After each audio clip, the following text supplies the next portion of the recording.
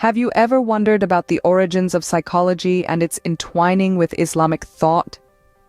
Let's embark on a journey back to the roots of psychology. It all began in the realms of philosophy, with early contributors like Plato and Aristotle. These ancient Greek philosophers laid the groundwork exploring the human mind and its complexities. Their insights, though thousands of years old, still resonate with us today. As we move forward in time to the 19th century, we find the emergence of psychology as a formal discipline. The pioneering efforts of Wilhelm Wundt and William James played a crucial role in this transition. Wundt, often referred to as the father of experimental psychology, established the first ever psychology laboratory. His work marked a shift from a purely philosophical approach to an empirical one, setting the stage for modern psychology. On the other hand, William James, an American philosopher and psychologist, made significant contributions to functional psychology. His book, Principles of Psychology, remains one of the most influential texts in the field. But the story of psychology is not confined to the Western world. Simultaneously, Islamic scholars were also making significant strides in understanding the human psyche. Figures like Al-Kindi, Al-Tabari, and Al-Ghazali delved deep into the metaphysical elements of the human soul, the nature of self, intellect, and spirit. Their works, deeply rooted in Islamic spiritual traditions, have underpinned many modern psychological techniques. For instance, Al-Kindi's work on using cognitive strategies to combat depression and Al-Ghazali's detailed examination of human nature and psychopathology are noteworthy. So, the roots of psychology are deep, with the soil enriched by both Western and Islamic scholars. The intertwining of these thought streams has given us a rich tapestry of understanding, offering us a panoramic view of the human psyche. As we peel back the layers of time, we find that the birth of psychology isn't a singular event, but a gradual evolution influenced by diverse cultures and philosophies. This is just the beginning of our journey. Stay tuned as we delve deeper into the fascinating world of psychology in the upcoming scenes. So, the roots of psychology are deep, with the soil enriched by both Western and Islamic scholars. Now, let's delve into the Islamic influence on psychology. This influence is deeply rooted in the foundational concepts of Islamic religious and spiritual traditions, which offer an intricate understanding of human nature. At the heart of Islamic psychology is the concept of fitra, or innate disposition, which posits that humans are born with an inherent understanding of right and wrong. There are different interpretations of fitra, each providing unique insights into human behavior and personality. Moreover, the nature of the human soul is another significant element in Islamic psychology. It's believed to be the divine spark that gives life to the human body and is the seat of human consciousness. The dynamics of nafs, aqal, and ruh also play a key role in shaping our understanding of human psychology. Nafs, or the self, represents our desires and instincts. AQL, or intellect, is the faculty of reasoning and understanding objectively, and ruh, or spirit, is the divine spark within us, connecting us to the ultimate reality. This rich tapestry of metaphysical elements has been studied and explored by many Islamic scholars, contributing significantly to the field of psychology.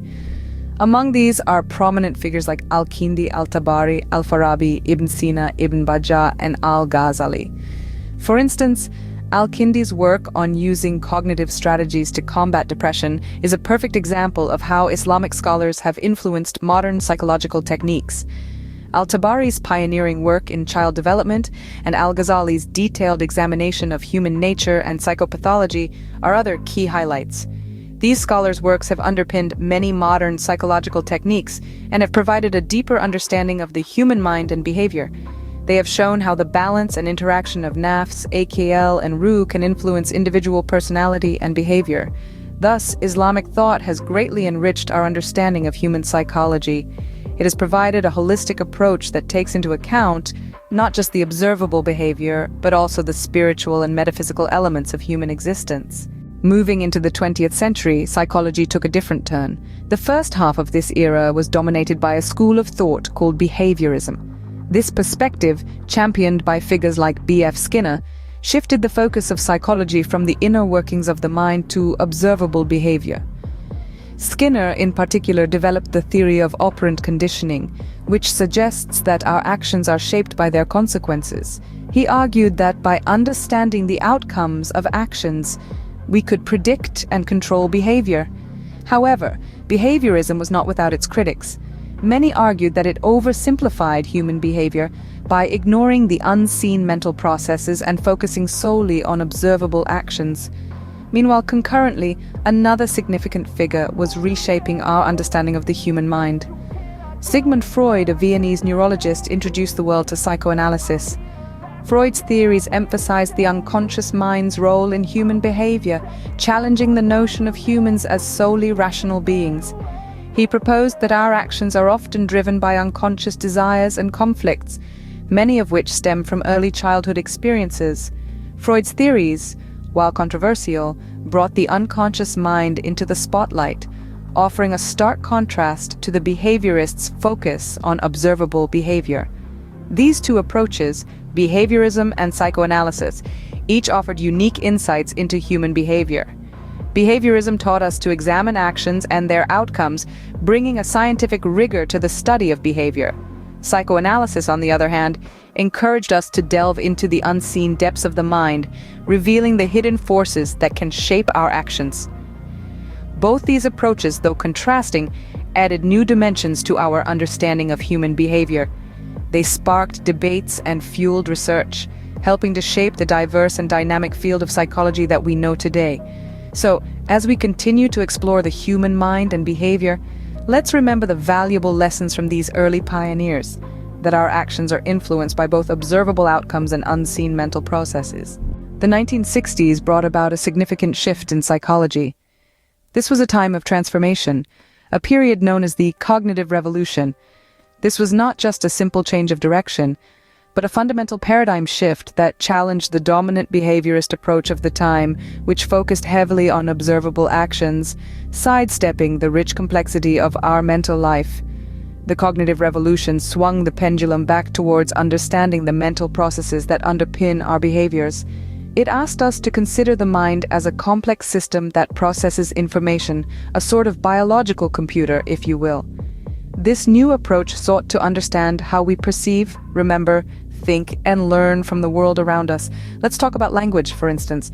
It's not just a simple string of words we utter, it's a complex system of symbols and sounds, governed by intricate rules that our minds decode almost effortlessly. The cognitive revolution brought language into the spotlight, exploring how we understand and produce it, how our minds process meanings, and how we learn languages as children. Perception, too, was a major focus. How do we make sense of the world around us, given the barrage of sensory information our brains constantly receive? Cognitive psychologists proposed that our minds actively interpret and organize this information, allowing us to perceive coherent images and understand our surroundings. Memory, that elusive faculty of the mind, was another crucial aspect. Cognitive psychologists delved into how we store and retrieve information, leading to theories of short-term and long-term memory and the processes that transfer information between them. And then there's learning. The cognitive revolution challenged the behaviorist view that learning was merely a result of conditioning. Instead, it proposed that learning involved complex mental processes, such as problem-solving and conceptual understanding. In essence, the cognitive revolution was a watershed moment. It ushered in a renewed focus on the mind's inner workings, marking a departure from the behaviorist perspective. It was a time of exploration and discovery, a time when psychology began to look inward, probing the depths of our mental life. The cognitive revolution was a pivotal moment, reshaping our understanding of the human mind. In recent times, psychology has integrated various other fields and has given birth to positive psychology. In the swirling pool of modern psychology, we find a fusion of diverse fields such as genetics, social cognition, and developmental insights. These have reshaped our understanding of the human mind, highlighting the innate abilities and plasticity of the human brain. Out of this amalgamation emerged a relatively new branch termed as positive psychology.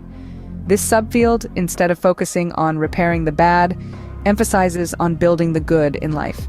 It studies the positive aspects of human life like happiness, well-being, flourishing, and more. It's a scientific approach to understanding human thoughts, feelings, and behavior, with a spotlight on strengths rather than weaknesses. The torchbearer of positive psychology is Martin Seligman. Seligman's work has paved the way for a fresh perspective on human potential, emphasizing our capacity for growth, fulfillment, and the pursuit of happiness. His research has been instrumental in shifting the focus of psychology from disease and dysfunction to health and thriving. One of the key models in positive psychology is the PERMA model. The acronym PERMA stands for positive emotion, engagement, relationships, meaning, and accomplishment. This model provides a comprehensive framework for understanding the constituents of a fulfilling life. Positive emotion refers to cultivating an optimistic mindset. Engagement involves immersing oneself fully in activities. Relationships emphasize the importance of connections and social interactions. Meaning involves a sense of purpose or direction in life. Lastly, accomplishment refers to the achievements that give us a sense of pride and fulfillment. So, the modern era of psychology is not just about comprehending the intricacies of the human mind. It's about using this understanding to help individuals thrive, to boost life satisfaction, to foster gratitude and compassion, to enhance self-esteem, and to kindle hope. Today, psychology is not just about understanding the human mind, but also about helping people flourish and live their best lives. Let's take a moment to reflect on our journey through the history of psychology. We've traversed from its ancient roots, influenced by the likes of Plato and Aristotle, to the Islamic scholars who enriched the field with their profound insights. We've explored the shifts from behaviorism to psychoanalysis, the cognitive revolution, and the rise of modern developments, including positive psychology. With a rich history and a promising future, psychology continues to unravel the mysteries of the human mind and behavior. In light of the knowledge we've delved into, it's important to acknowledge that our understanding of psychology is ever evolving. The beauty of this field lies in its ability to adapt and expand, much like our minds. This journey we've embarked on together is a testament to that. As we continue to explore and understand the intricacies of the human mind, let's remember that every breakthrough, every discovery, is a step towards a more empathetic and understanding society. Thank you for joining us on this exploration of the history of psychology. We hope that this journey has been as enlightening for you as it has been for us. If you enjoyed this video and found it informative, be sure to like, share, and subscribe for more insightful content. This video was brought to you by Arbaz Ahmed, dedicated to making complex subjects accessible and engaging for all. Until next time, keep questioning, keep exploring, and most importantly, keep learning.